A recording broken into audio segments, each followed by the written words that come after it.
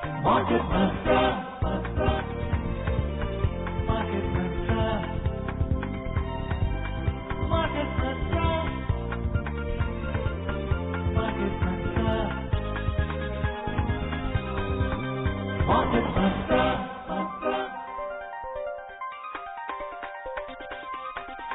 Market Mantra. Good evening and welcome to the Saturday edition of Market Mantra, in which we give you a complete update on the economic news of the day. Today we'll also be taking calls from you, our listeners, on any queries that you may have on business, economic and stock market matters, but do remember that we don't address stock or company specific queries. The numbers to call us on are 23314444, 23717106, or 23717117. And those of you who would be calling us from outside Delhi, please prefix 011. My name is Rajesh Lake, and with me is my co-anchor in Hindi, Manoj Pathak. नमस्कार। Market मंत्र के ताजा कार्यक्रम में आपका स्वागत है। आधे घंटे के इस कार्यक्रम में हमेशा की तरह हम देश और दुनिया की चुनी हुई कारोबारी, आर्थिक और शेयर बाजार से जुड़ी हुई ताजा खबरों को लेकर हाजिर हैं। आज शनिवार है और आज के दिन हमारे कार्यक्रम में आप भी हुआ करते हैं शामिल और हमसे पूछ सकते हैं कारोबार, अर्थनीति या शेयर बाजार से जुड़ा हुआ कोई भी सवाल। बस ये ख्याल रखिएगा कि हम किसी खास कंपनी या शेयर के बारे में आपको जानकारी नहीं दे पाएंगे। हमसे सवाल पूछने के लिए आप डायल कर सकते हैं 2331-4444, 2371-7106 या फिर 2371-7117।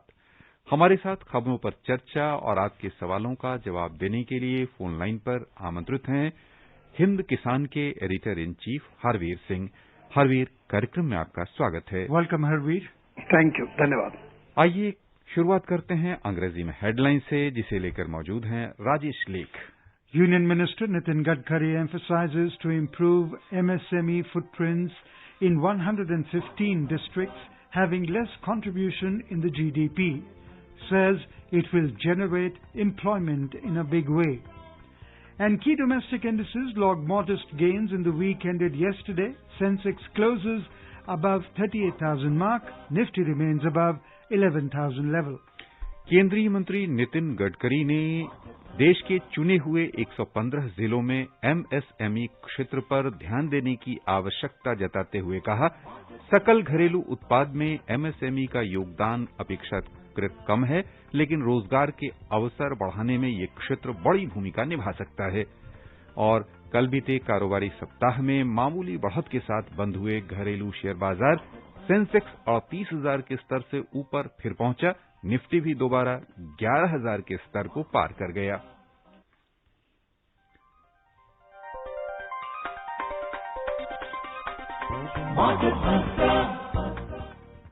सूक्ष्म, लघु और मध्यम उद्योग मंत्री नितिन गडकरी ने देश के चुने हुए 115 जिलों में एमएसएमई की उपस्थिति बढ़ाने की आवश्यकता पर बल दिया है।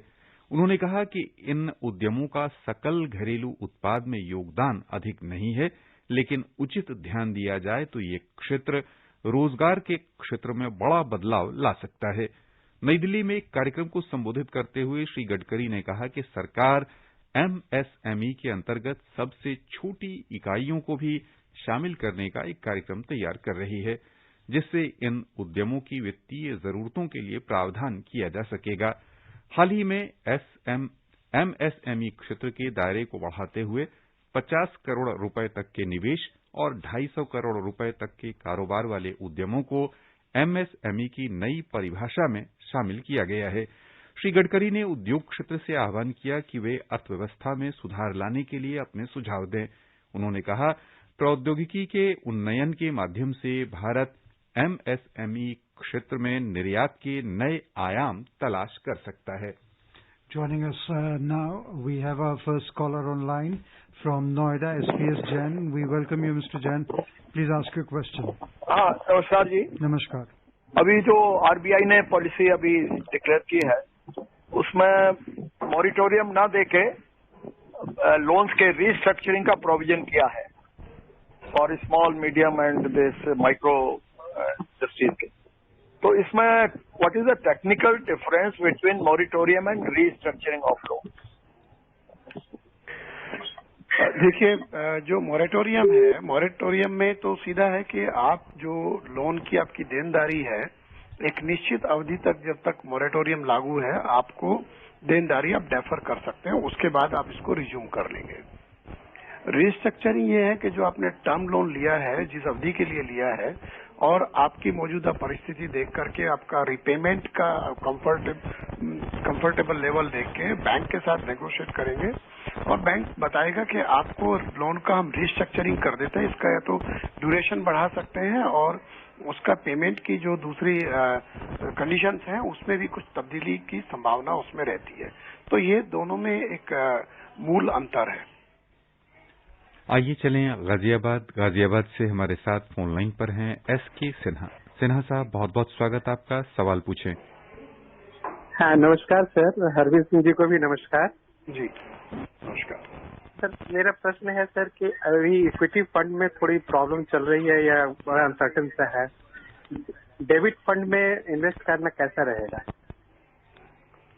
देखिए, डेट, ये तो बात सही है कि इक्विटी में जो अनसर्टेनिटी को लेकर के डेबिट फंड में थोड़ा एक सर्टेनिटी वाला एलिमेंट थोड़ा ज्यादा है कि स्टेडी उसमें आपका रिटर्न है, क्योंकि डेट फंड में आपका इंटरेस्ट रेट तय है या उसके यील्ड तय है, उसके हिसाब से आपको बेनिफिट रहता है उसमें। और ज्यादातर जो आपके जो इन्वेस्टमेंट प्लानर हैं वो इन्वेस्टर के पैसे को अगर म्यूचुअल फंड रूट है या बाकी में भी सजेस्ट करते हैं कि आप उसको स्प्लिट कर दें इक्विटी और डेट में। तो उस तरह से इसका मेरे ख्याल से अभी स्थिति वही है कि debt fund is also beneficial. From Delhi, we are joined in by Ratnakar. We welcome you, Ratnakar. Please ask your question. Sir, what are the conditions in which the bank will declare a loan account as NPA?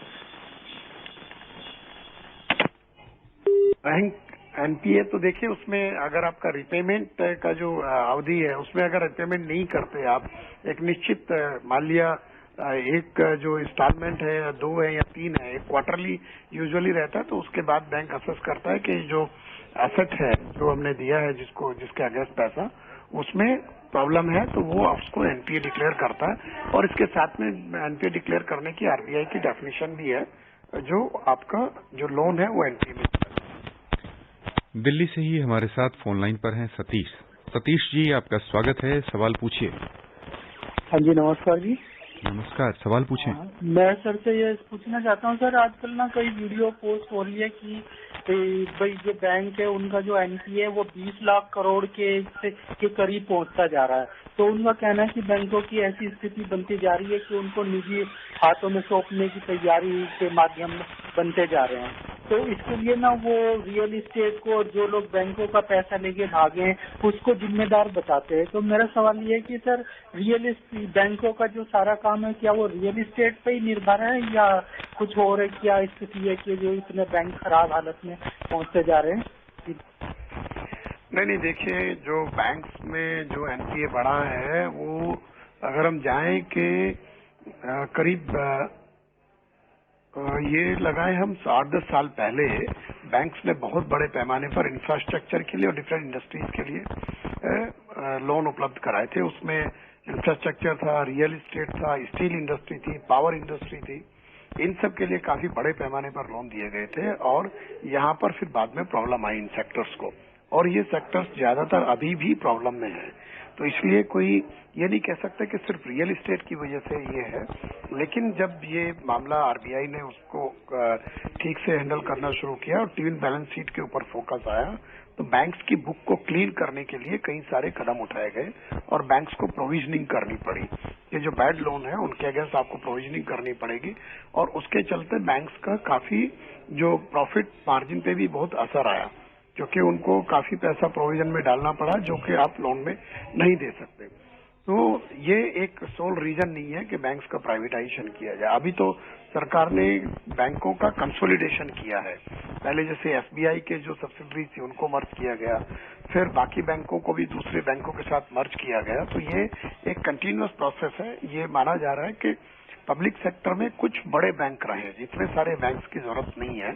और उसमें ये भी है कि जो week bank है उनको थोड़ा बेहतर बैंकों के साथ मर्ज किया गया, जिससे ये दिक्कत जो जिन बैंकों पे थी उसको कम किया जा सके। तो सिर्फ प्राइवेटाइजेशन ही एक स्ट्रेटजी नहीं है, उसमें बाकी फैक्टर्स भी हैं। आइए चलें हरियाणा।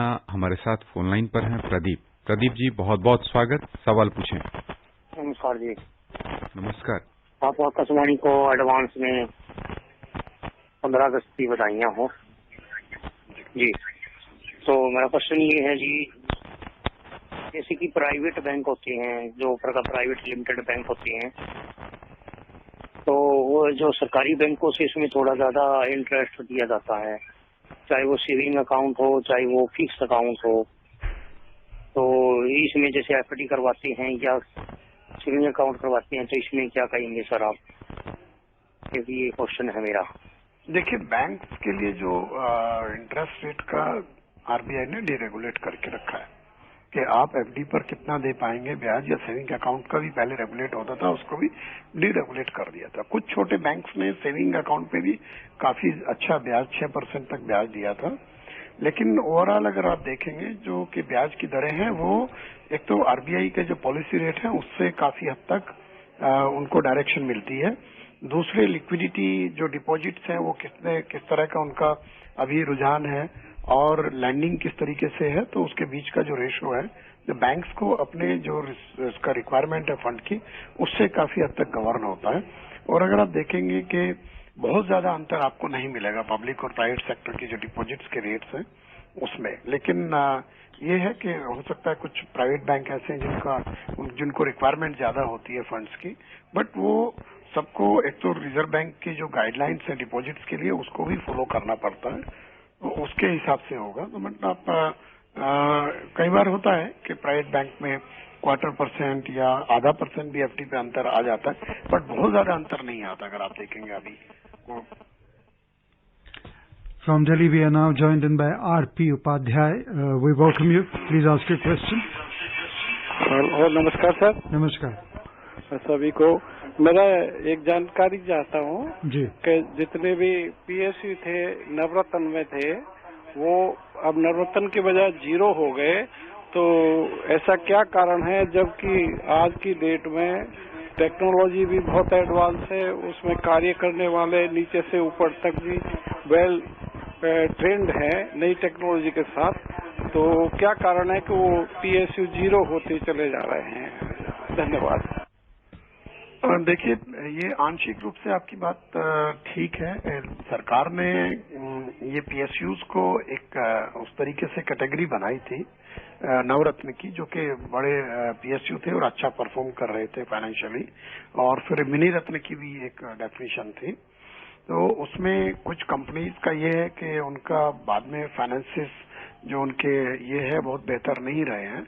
तो ये तो बिजनेस साइकिल है, इट डिपेंड्स कि कौन सा पीएसयू का उस वक्त के बिजनेस का जो एनवायरनमेंट है, जहाँ जिस फील्ड में वो काम कर रहे थे, वो किस तरीके से मूव कर रहा है। क्योंकि मार्केट इकोनॉमी है और ग्लोबलाइज्ड इकोनॉमी है, तो उसमें बहुत सारे फैक्टर हैं किसी भी कंपनी के लिए, वो सरकारी हो या प्राइवेट हो, कि उसका फ्यूचर का ग्रोथ या डायरेक्शन क्या रहेगा।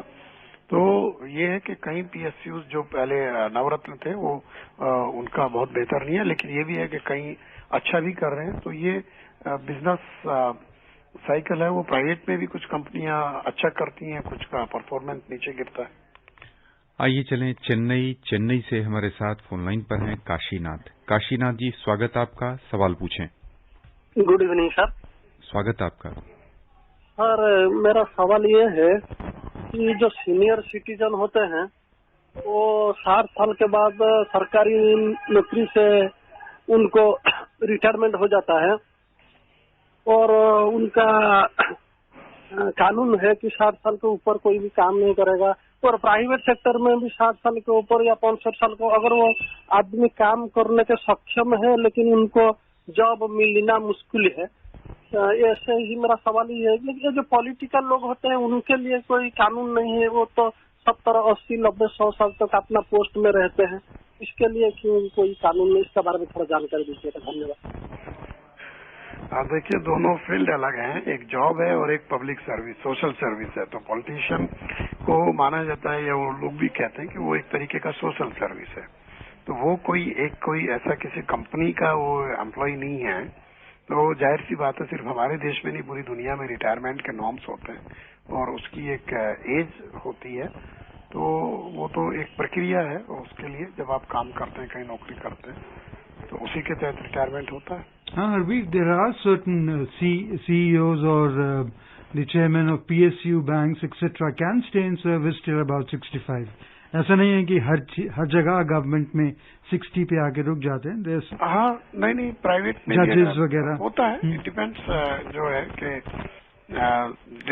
ये एज रिलैक्सेशन भी हैं, बट यूजुअली वो सीनियर पोजीशंस पर उस तरीके से अगर आप देखेंगे तो। अपने श्रोताओं से हम आग्रह करना चाहेंगे कि अपने सवालों को हम अर्थनीति, कारोबार और शेयर बाजार से केंद्रित रखें। अन्य विषयों पर थोड़ी सी असुविधा हमें हो जाती है आपके सवालों को ढूंढते हुए। आइए चले मुंबई से हमारे साथ हैं फोन लाइन पर रत्नाकर जी, आपका स्वागत है कार्यक्रम में। सवाल पूछिए। Hello, good evening sir. जी स्वागत। मेरा सवाल है कि ये जो टर्म एक आती है, demat stock margin after haircut, इसका मीनिंग बताइए, और आने वाले वीक में मार्केट की दिशा कैसी रहेगी? Harvir, he wants to know about haircut, क्या मतलब होता है उसका? नहीं, देखिए, हेयर कट तो एक तरीके का टर्म है। अगर आप हेयर कट का मतलब के जो वैल्यू है उसको कट की बात करते हैं। अगर आप जैसे कहेंगे कि कोई एसेट है जिसको आप सेटल करना चाहते हैं, तो you have to take a haircut. Haircut मतलब आपको कुछ नुकसान सहना पड़ेगा जो उसकी ओरिजिनल वैल्यू है उसके मुकाबले। तो ये शेयर मार्केट में भी उसी तरीके से, जो जैसे इनका सवाल था कि जो शेयर उस एक्सचेंज के जो प्रेस्क्राइब्ड हेयर कट है उसके मुकाबले, तो जाहिर सी बात है जो ये परसेंटेज है जो कि उसके ऊपर आपको रिस्क का जो फ्लक्चुएशन है उसके हिसाब से आपको ये उसमें कैलकुलेट करना पड़ता है। It depends on that. और आपका आउटलुक नेक्स्ट वीक के लिए ही वांटेड टू नो। हेलो। हाँ Harveer, he also wanted to know the outlook from your point of view of the market for the next week. Market actually, you see, market is being driven by liquidity। और अगर आप देखें ये week का भी market, even अगस्त का भी जो रहा है अभी तक का, तो उसने अच्छा ही परफॉर्म किया है। तो despite a lot of uncertainty sometime and this Covid कहीं सेकेंड वेव आ रहा है, बट उसके बावजूद भी अगर आप देखें जो मार्केट में जो लिक्विडिटी है वो तो उस तरीके से परफॉर्म कर रहा है। अगर ये जारी रहेगा, और जो अगेन आई एम टेलिंग, जो दूसरे एवेन्यूज हैं इन्वेस्ट करने के, तो जिस तरह से मार्केट ने परफॉर्म किया है, तो इन्वेस्टर्स को लगता है कि अभी भी अपॉर्चुनिटी है if they want to enter to the market. क्योंकि बुलियन वाला देखेंगे उसमें रिटर्न तो आया, लेकिन अब उसका वैल्यू बहुत, मतलब एक तरीके से ऊपर चला गया है। और जो आपका फिक्स डिपॉजिट्स वगैरह हैं उनका, क्योंकि इंटरेस्ट काफी नीचे हो गया, तो अभी भी लगता है कि लोग मार्केट को उस तरीके से देख रहे हैं कि यहाँ पे अभी भी उनके लिए एक पॉजिटिव एस्पेक्ट है कि ये मार्केट का जो डायरेक्शन है वो अपवर्ड रह सकता है। Since we're talking of the markets, let's recap as to how the markets performed. The key domestic indices logged modest gains in the week ended yesterday. The Sensex closed above the 38,000 mark and Nifty remained above 11,000 level.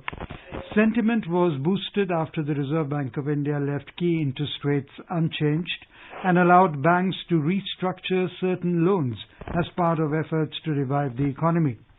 During the week, Sensex surged 434 points or 1.14% to settle at 38,041. The Nifty 50 index gained 141 points or 1.27% to close at 11,214. In the broader market at BSE, the BSE mid-cap index advanced 3.34%, while the small-cap index rose 4.97%. आइए मुंबई चलें। मुंबई से हमारे साथ हैं phone line पर गोपाल जी, बहुत बहुत स्वागत। सवाल पूछिए। हाँ जी, मार्केट मंत्र टीम को नमस्कार जी। नमस्कार। सर मेरे 3 सवाल हैं, थोड़े बहुत जरूरत है जवाब की। पहला सवाल तो एक बड़ा ही है, उसका सवाल ये, डीमेट अकाउंट सर मेरा ऑलरेडी चल रहा है कैनरा बैंक में, तो उसमें अभी मेरे साथ में मेरी मदर थी, तो मेरी मदर अभी एक्सपायर हो गई है। तो मैंने उनको पूछा कि क्या करना चाहिए, तो बोलते हैं आपको ये अकाउंट क्लोज करके आपको नया अकाउंट खोलना पड़ेगा। वो डिलीट नहीं कर रहे हैं ऐसा, ये तो फिर सिस्टम गलत है ना सर। अगर घड़ी नया अकाउंट डीमेट खोलने का, ये बैंक में तो ऐसा नहीं है, बैंक में तो तुरंत डिलीट हो जाता है, इसमें बोलते हैं डिलीट नहीं होगा, आपको नया अकाउंट खोलना पड़ेगा डीमेट। पहला सवाल ये, इसमें आप थोड़ा बताइए। और दूसरा सवाल ये है, जैसे ये कोऑपरेटिव बैंक है, जैसे उनको भी मर्ज करके 2-4 बैंक 3-4 बैंक रख दी जाए ताकि लोगों की जो डिपॉजिट है वो सेफ रहे, इनके बारे में भी थोड़ा ध्यान होना चाहिए। तीसरा, जो नॉन बैंकिंग फाइनेंस है वो भी बहुत सारी डिपॉजिट लेती है लोगों से, उनको भी इंश्योरेंस करवा दिया जाए लोगों का। एफडी तो आदमी पूरी तरह सेफ रहेगा, नहीं तो ऐसे कुछ ना कुछ होते रहता है सर। प्लीज बताइए इसके बारे में। देखिए, ये तो जो नॉर्म्स हैं जॉइंट होल्डर्स के और उस तरीके के अकाउंट का, तो वो तो आपको उसी तरीके से फॉलो करना पड़ेगा जो सेबी की गाइडलाइन है और उसके लिए जो प्रोविजनिंग है। इसमें इट इज नॉट इजी के पूरा चेंज हो जाएगा उस तरीके से। तो बट यूजुअली एक बार फिर भी जो आप उनको ठीक से जो नियम है उनको देख लीजिए कि उसमें आपको शायद कोई गुंजाइश बने कि आपको दूसरा अकाउंट ना खोलना पड़े। दूसरा, जो आपने कहा कि जो बैंक्स हैं उनको इकट्ठा कर दें जिससे कि डिपॉजिट सेफ रहे, तो ये तो देखिए कंपनी टू कंपनी है, बैंक्स और इंडिविजुअल कंपनीज, तो उसमें सरकार को इस तरीके से निर्देश नहीं दे सकती कि जो है कि उसमें वो उसको बंद कर दे या दूसरे बैंक के साथ मर्ज कर दें। बैंक्स आपस में तय कर सकते हैं, मार्केट फोर्सेस उनको उस डायरेक्शन में ले आ सकते हैं, बट ये नहीं हो सकता कि भाई जो है कि सरकार निर्देश दे। बट ये है कि डिपॉजिटर्स का पैसा सुरक्षित रहे, उसके लिए जो रिजर्व बैंक की गाइडलाइन है और रिजर्व बैंक उनकी मॉनिटरिंग भी करते हैं, रेगुलेटर है, तो वो उसके हिसाब से वो चलते हैं और निगाह रखते हैं। कुछ इस तरह का पीछे हुआ है, कुछ बैंक्स के साथ में प्रॉब्लम आई है, बट वो उसमें भी जो खामियां थी वो सामने भी आई हैं। तो ये है एनबीएफसी का थोड़ा ये है कि एनबीएफसी को डिपॉजिट लेने के लिए तो अब बंद है उस तरह से, लेकिन डिबेंचर या उस तरह का कुछ कंपनीज लेती है तो उसको सिक्योरिटी एंगल उसमें आपको देखना पड़ेगा।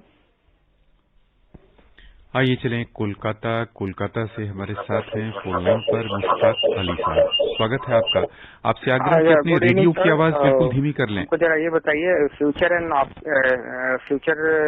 एंड ऑप्शन का हमको शुरू करना है तो किस तरह से करना चाहिए। दूसरा सवाल है कि शेयर मार्केट अगर नीचे आएगा तो गोल्ड का प्राइस भी थोड़ा नीचे आएगा क्या? हाँ, बस ये 2 सवाल है, फ्यूचर एंड ऑप्शन बताइएगा। Thank you. ये देखिए, गोल्ड का प्राइसेस के दूसरे रीजन हैं, उसमें के ऊपर जाएगा नीचे जाएगा, क्योंकि उसके साथ बहुत सारे फैक्टर हैं और खासतौर से ग्लोबल डेवलपमेंट जो होते हैं उसमें या अनसर्टेनिटी का जो एक फैक्टर है वो रहता है। और बाकी जो है कि दूसरा सवाल आपका था फ्यूचर एंड ऑप्शन जो है, तो उसमें आपको हेलो हाँ, उसमें आप ट्रेड कर सकते हैं, उसमें आपको ये ऑप्शन देना होगा और ये किसी ब्रोकरेज के थ्रू आप बात भी कर सकते हैं उसमें अपना जो है, बट उसमें डिपेंड वही होगा कि आपको ये जो स्टॉक आप खरीदेंगे या बेचेंगे उसमें आपको ऑप्शन देना होगा कि आप उसको रखेंगे या फिर आप उसको सेल करेंगे उस प्राइस पे जिस पे आपने फ्यूचर जिस पे आपने उसको जिस प्राइस पे उसमें आपने एंट्री ली है। आइए चलें मुंबई से हमारे साथ हैं फोन लाइन पर रविकांत जी, स्वागत है आपका, सवाल पूछिए। हेलो, नमस्कार मार्केट मंत्र टीम जी। नमस्कार। मुझे एक सवाल है, जैसे कि अभी कोई ब्रोकर डिफॉल्ट हो गया डिक्लेयर एक्सचेंज से, तो वो केस में अगर टाइम लगाती है एक्सचेंज इन्वेस्टर को पैसा रिटर्न करने में, तो सेबी को अप्रोच कर सकते हैं कि एक्सचेंज के थ्रू ही अप्रोच करना पड़ेगा पेमेंट वापस आने के लिए, जो शेयर और फंड के फॉर्म में ब्रोकर के यहाँ पे रह गए थे जो मिले नहीं वापस। और अगर एक्सचेंज नई मेल का जवाब देता है तो उस केस में क्या करना है? ईमेल पे रिमाइंडर कई बार डाल के हो गया है पिछले 5-6 महीने में, तो वो केस में क्या किया जा सकता है? देखिए सेबी के पास, देखो सेबी रेगुलेटर है, वहां तो आप कंप्लेंट सीधा कर ही सकते हैं। अगर आपका ब्रोकर डिफॉल्ट है और उसमें आपको जो उस तरीके से पैसा नहीं मिलता है तो ऑलवेज जो रेगुलेटर है उसके पास आप जा ही सकते हैं उसके लिए। और अगर मेल नहीं है तो आप बाकी जो ऑप्शन है कम्युनिकेशन के उनका भी इस्तेमाल कर सकते हैं। और इसमें कुछ हद तक जो इन्वेस्टर प्रोटेक्शन फंड है उसको भी स्टॉक एक्सचेंजेस मेंटेन करते हैं, उसके जरिए भी ऐसी स्थिति में जो क्लाइंट्स हैं उसको वो हेल्प करने की कोशिश करते हैं।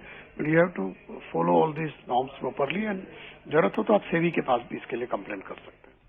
We joined in by Gaurav now from Ghaziabad. We welcome you, Gaurav. नमस्ते हरवीर जी, नमस्ते मार्केट मंत्रा टीम। सर इस बार बारिश क्या अच्छी होगी या होने वाली है? तो क्या इस बार भी फर्टिलाइजर काफी बिका है, इसका मतलब क्या पैदावार अच्छी होगी? और रूरल मार्केट क्या बहुत जबरदस्त चलने वाली है? क्या मतलब रूरल में कंजम्पशन बढ़ेगी? तो is it wise to invest in companies like motorcycle, scooters and consumption in rural market? क्या वो सेक्टर अच्छा होगा? और हमारी सरकार अर्बन डिमांड की जी देखिए, ये आपने जो इंडिकेशन है कि मॉनसून सामान्य है और उसका फायदा एग्रीकल्चर प्रोडक्शन में मिलेगा। और एग्रीकल्चर प्रोडक्शन बेहतर होने का नतीजा है कि जो रूरल इनकम है एग्रीकल्चर के थ्रू, जो ग्रामीण आमदनी है वो बढ़ेगी और उसका सीधा फायदा उन कंपनीज को बेहतर मार्केट में मिलेगा जो कि उन क्षेत्रों के लिए उत्पाद बनाती है। और इसके इंडिकेशन भी है, अगर आप देखो कि जो कम कीमत वाले जो बाइक्स हैं या कारें हैं उनमें रिकवरी बेहतर दिखी है अभी भी। इसके पोस्ट कोविड, ये अभी तो कोविड चल ही रहा, पोस्ट लॉकडाउन में अगर हम देखें जो अनलॉकिंग का जो फेजेज अब शुरू हुए उसमें, और ट्रैक्टर सेल पॉजिटिव रहे हैं, फर्टिलाइजर सेल्स अच्छे, मतलब उसमें ग्रोथ है 40-50% तक की ग्रोथ आई है, पेस्टिसाइड का भी बेहतर है। तो ये उसमें ये भी है कि जो इवन जो कंजम्पशन वाले जो एफएमसीजी प्रोडक्ट्स हैं या कंज्यूमर ड्यूरेबल्स हैं वो जो इन मार्केट्स को कैटर करते हैं उनके लिए एक रीजनेबली बेहतर रिकवरी की संभावना ज्यादा है अर्बन सेंटर्स के मुकाबले अभी तक ये। और इसके ये भी है, जहां तक अर्बन का है तो अभी धीरे धीरे सिनेरियो बदल रहा है, जिस तरह से आर्थिक गतिविधियां बढ़ रही हैं। तो अगर आप देखेंगे भी तो जो सर्वेज आ रहे हैं उसमें भी जॉब्स का थोड़ा सिनेरियो पहले कुछ महीनों के मुकाबले सुधर रहा है, तो वहां पे इम्पैक्ट आएगा। बट इट लुक्स के रूरल एरिया की रिकवरी बेहतर रहेगी अर्बन के मुकाबले। Let's take you to the U.S. market. The Dow Jones and S&P 500 rose marginally, while Nasdaq index fell yesterday as data showed a sharp slowdown in U.S. employment growth, with investors now looking for signs of another fiscal stimulus bill to revive the economy from a pandemic-driven recession. The Dow Jones Industrial Average gained 0.2%, the S&P 500 added 0.1%, while the Nasdaq Composite Index declined 0.9%. हमारे साथ बेंगलुरु से हैं संतराम। संतराम जी, बहुत कम समय है, जल्दी सवाल पूछें। लगता है कि हमारा संपर्क छूट गया और समय भी बहुत कम शेष रह गया है। हरवीर, बाजार में कुल मिलाकर जो अभी का माहौल है उसमें आने वाले सप्ताह के लिए आपने हालांकि कहा है कि स्थितियां जैसी उनके संकेत कुछ आप दिए हैं आपने, लेकिन सोना चांदी किस दिशा में जाता दिख रहा? सोना चांदी देखिए, गोल्ड में तो अभी प्राइसेस काफी ज्यादा आई हैं, बट चांदी में भी काफी तेजी आई है। तो मेरे ख्याल से ये इस लेवल पे जाकर के अभी बहुत बड़ा स्पाइक कोई आगे दिखेगा नहीं, क्योंकि गोल्ड में भी अगर आप देखो कि 56,000-57,000 के आसपास जाके अब उस तेजी से उसमें प्राइस इंक्रीज बढ़ नहीं रही। बस यही पर हरवीर थोड़ा ज्यादा है, बट लगता है कोई स्पेकुलेटिव ज्यादा है। बस यही हम आपको श्रोताओं की ओर से बहुत बहुत धन्यवाद देना चाहेंगे। धन्यवाद। And before we close the headlines once again, Union Minister Nitin Gadkari emphasizes to improve MSME footprints in 115 districts having less contribution in the GDP, says it will generate employment in a big way. And key domestic indices logged modest gains in the week ended yesterday. Sensex closes above 38,000 mark. Nifty remains above 11,000 level. That's all we have in this edition of Market Mantra. Till tomorrow, goodbye. Market Mantra.